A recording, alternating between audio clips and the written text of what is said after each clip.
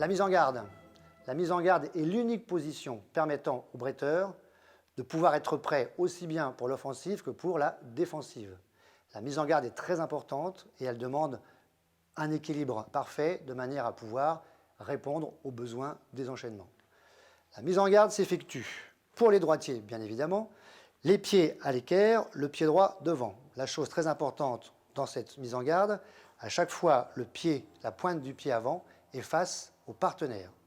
Dans cette position, on fléchit sur ses deux jambes à la fois et on va mettre le talon du pied avant à la place de la pointe du pied avant.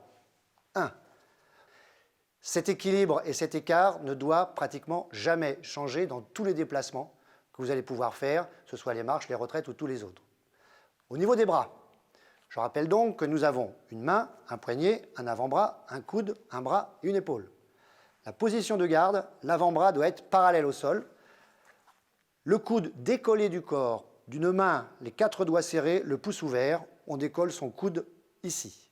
Et cette position de garde ne doit pas varier au niveau du coude. Dans tous les mouvements, tous les placements, on va piloter l'arme encore vers l'avant.